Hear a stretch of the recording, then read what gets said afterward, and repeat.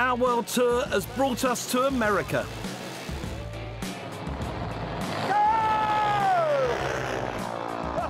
How good is that? Hey? That is sick. That is great, isn't it? What is 250 plus miles an hour going to look like? A place where extreme horsepower is not strictly reserved for the track. Oh, look at that. That is fantastic. Now that is a genuine rocket. I've never seen one of those before. That's incredible. Isn't it fantastic? Off Look to at that. space. Look, can you imagine what it feels like to be strapped inside one of those. It probably feels as safe as trying to turn my mate Freddie's flood-wrecked supercar into the fastest McLaren on the road, capable of hitting 250 miles an hour. While we're in Florida, Freddie was hoping that Mike and I could help get his modified engine finished and back in the car. But having seen the state of the wiring harness, that suddenly looks a lot less likely. I mean, it's been submerged in water. It will have corroded. I mean, look at it. So while we wait for Freddie's electrical genius to arrive, we're going to tackle another problem. Extra power means extra heat, especially from the exhaust, so Mike's off to find a solution. It's a dirty job, but somebody's got to do it. It's just silly, isn't it? I always keep my cool, even behind the wheel of Freddie's daily driver in Scorchio, Florida. This is just my dream car, a GT3 Porsche 911. Mine's doing the same. Mine's doing exactly the same. Oh, this car is insane. Yeah, we could do this for hours. For hours, yeah. We do have a job to do, though. I know we're meant to be doing a job, but I just want to do this for hours. We're heading to a specialist paint shop that might just have the solution to the P1's extra engine heat issue. Now, we need all the horsepower we can get in my P1. When you add power, especially when you're adding as much power as we're adding, we're doubling the heat output of that engine. So hopefully when we have the exhaust ceramic coated, that means all that heat stays in the exhaust and it's expelled as quickly as possible, which means that we have more power that we can make.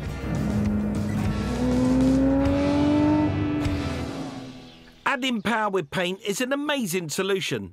And anything that helps Freddie get to his speed record needs to be done. Hey, Hello. so Mike, this is Jonathan. Jonathan, Mike Brewer. Jonathan, very, very nice to meet you. Pleasure to meet you too. So ceramic coating, what? I mean, it's just a paint finish, is it? It's basically just a paint finish. So the prep work is very similar to a paint job. You blast it out, make it somewhat coarse so the paint has something to adhere to, and then you outgas it in the oven, gas out all the oils, and paint it just like a paint job on a car. And what will be the effect? If this is like over 1,000 degrees, what sort of percentage are we going to get by in terms of heat reduction? Oh, the heat reduction is beautiful. We've got a cool test to find exactly how much heat reduction ceramic coating can give Freddie's exhaust by heating it up and comparing it to one that Jonathan's already coated. Right, 3 minutes is now. That's 250 degrees. So if we did 3 minutes on this one, We should see a pretty good. we should see, yeah, a decrease. So you ready? The ceramic particles in the paint have a high level of heat resistance. But will it be enough to insulate the pipes from the extreme temperatures of the P1's exhaust gases with all that extra power? 5, 4, 3, 2, 1, stop. 153. So that is 153 is like, well, it's almost like. That's almost exactly 40%. Yeah, that is dramatic, isn't it? Incredible. The product is phenomenal. Right, paint the other one. That's what I'm Yeah, let's do it. After an intensive clean and an hour in a 300-degree oven to burn off any remaining impurities, I can get stuck in.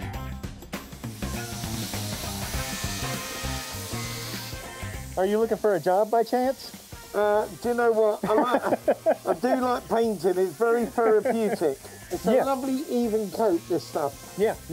Really nice. What I'll do is, because it's such a thin spray, I'll let it sit for about 3 or 5 minutes, and then I'll put another coat on it. Oh, right, okay, yeah. What do you think then, Freddie? That looks really, really good. Was that you? Some of that was me. That was all him.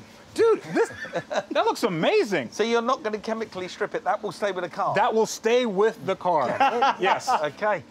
All right, so Jonathan, thank you so much. Absolutely. It's glove to glove. It's been an absolute pleasure to meet you. This has been fascinating today. It's great to see that working.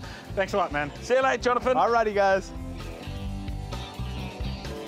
Over at the workshop, I'm about to fit a new set of cam phasers to help optimise the efficiency of the engine and maximise performance. They are a crucial bit of kit because without them this engine just won't work in the right way, and we certainly won't be able to get anywhere near the kind of performance that we're after. They're part of the variable valve timing system, and what that means is it phases or times the camshafts in relation to the crankshaft at the bottom of the engine at different phases of the engine's performance. That's really crucial because it means that we can optimise the engine for the different demands that it's under, and in Freddie's case, hopefully get us closer to that outright performance that we're looking for.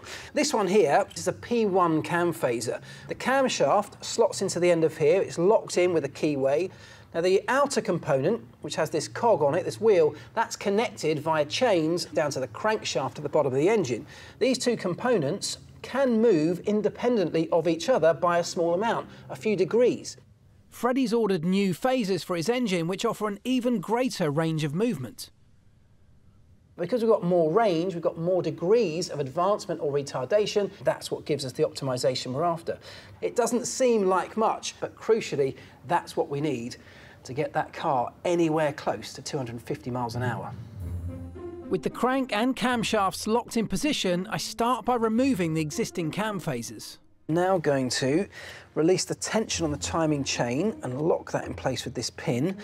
I can then remove the tensioner itself, which will free up the chain, allowing me to remove the two cam phasers from this side of the engine. Right, there we go, there's one. And that one has the chain on it, so a little bit of fighting with that one. There we go. Look at that.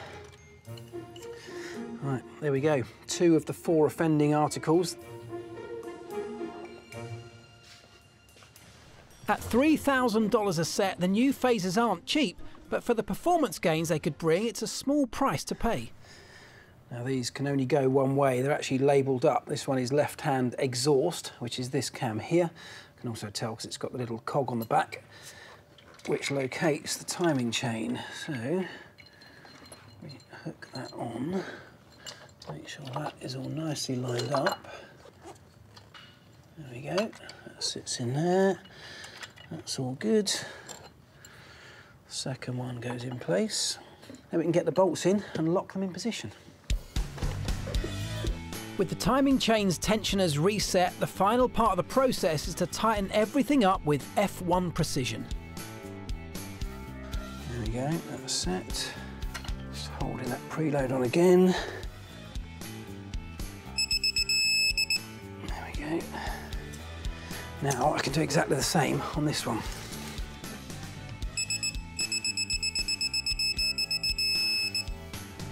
Okay, so from there at 50 Newton meters, we then have to rotate them both clockwise 100 degrees, and that's our final torque.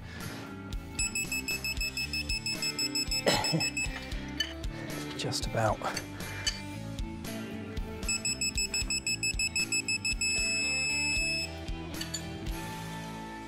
Right, there we go, that's 2 out of our 4 cam phasers now changed. Of course, I've got to put this side back together and then move on to the other side, but then, I mean, hopefully I've helped Freddie out here by getting the last of the major jobs on this engine done.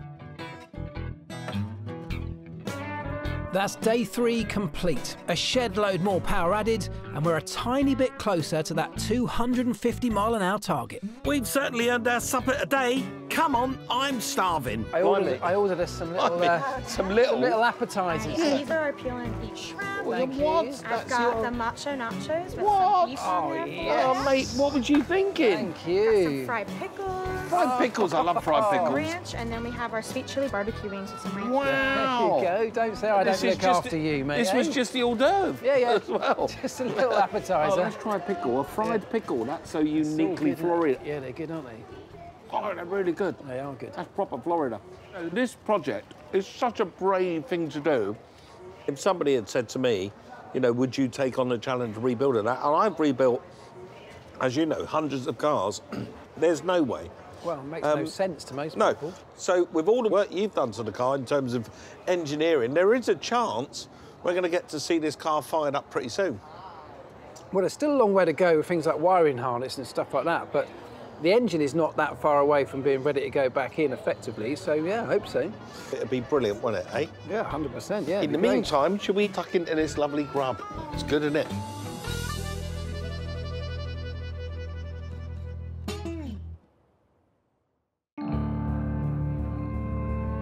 With time on our Floridian adventure running out and Freddie's engine yet to spark into life, I'm keen to get cracking.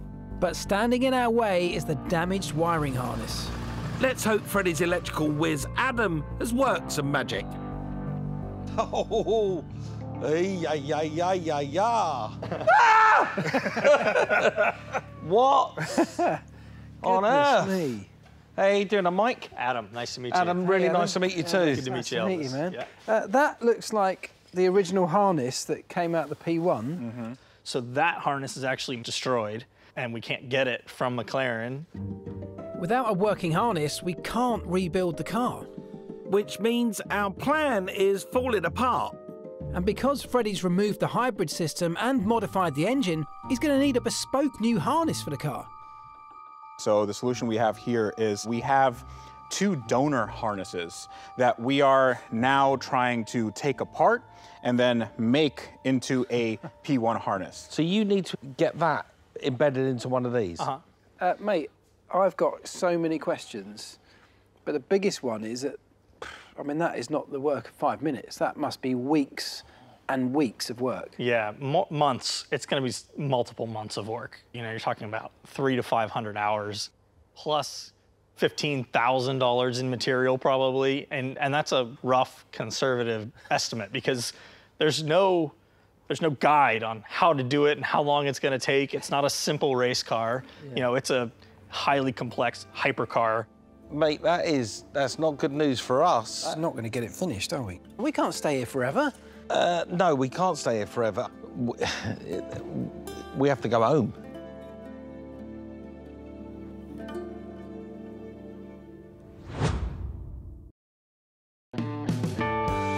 We've come to Florida, where some of the local residents have a reputation for being a bit snappy. The world's largest scale. It's got toothache, look, ready? But it turns out the scariest thing we've seen on this trip is the wiring harness from Freddie's McLaren. And with no hope of fixing it while we're here, it looks like we've reached the end of the road. I mean, it's heartbreaking, you know, because all that work we've done to the engine as well, we're not even going to get to put that in the car and fire it up. Never happened in 20 years of wheeler dealers that we don't get to finish this car. Yeah, so it's such a shame that we're not going to hear that beautiful engine burst into life. We put the pedal to the metal, but sometimes you hit an unexpected bump in the road. But we're not done just yet. As we were packing up our budgie smugglers and souvenirs, a message came through from Freddie, asking us to head to the exclusive Miami Concours Club for a special leaving gift. Well, there's no way Adam's got that tangled web of wiring fixed overnight.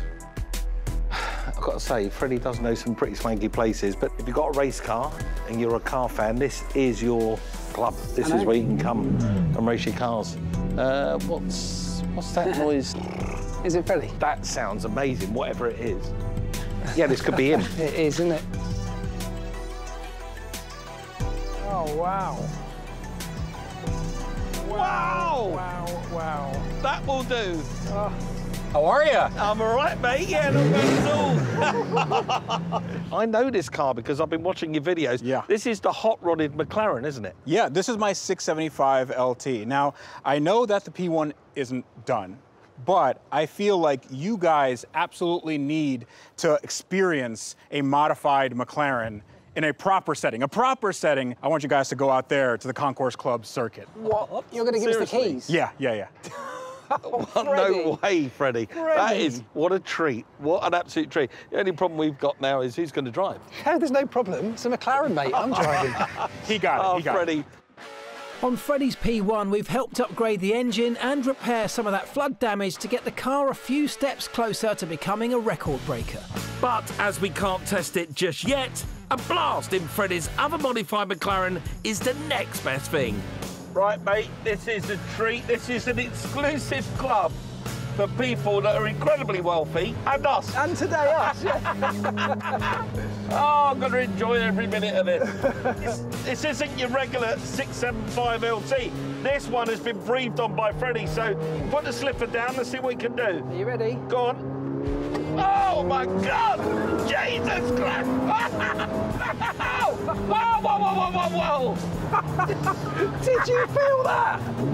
Oh, my word! Oh. That is ridiculous. Listen to it. I'll tell you what, I was all ready for the flight home, but this is the cherry on the cake, isn't it? This is blooming amazing. Well done, Freddie. Mate, this is dream come true stuff, this, honestly. I've worked at McLaren, as you know, for years. I've been lucky enough to drive a few McLaren cars, but I've never driven one of these. Performance. Go on, have another squirt. Wow, blimey! Whoa! I love it. And then when you put your foot on the anchors, it hurts this car. It's so well balanced. Oh, it's brilliant. Absolutely brilliant. I'll tell you what as well, when you think about it, Elvis, this is like the baby P1 because this car's got like 800 horsepower. The P1's going to have double its horsepower. I mean, it just doesn't bear thinking about, does it? That's ridiculous. How can you have anything that's twice as powerful as this? Well, it's going to be. I mean, that's insane. How can that even happen? Freddie's crazy. This car, 0 to 60 in about 2.5 seconds. That McLaren, when it's built, that P1 is likely to do it in under 2 seconds. It is going to be mental. And to think that me and you had a part in building that is crazy, isn't it? Well, I'm so proud of what we have been able to do. It's obviously a real shame we didn't manage to get the car finished yet and onto a track. But look, we did things like replace the turbos with an upgrade. We replaced the fuel injectors with an upgrade. We cleaned out the fuel tank. You know, everything was about just making a car that was already fantastic even better. Oh, blimey! Just listen to the sound of it. That down change is so angry. I'll tell you what, McLaren had you at the wrong end of the car. You should have been behind the twiddly thing. Mate, I was saying that for years. Oh, you should have been. Hey, you're a proper racing driver, you are. That was brilliant. Absolutely loved it. Oh, what a thing.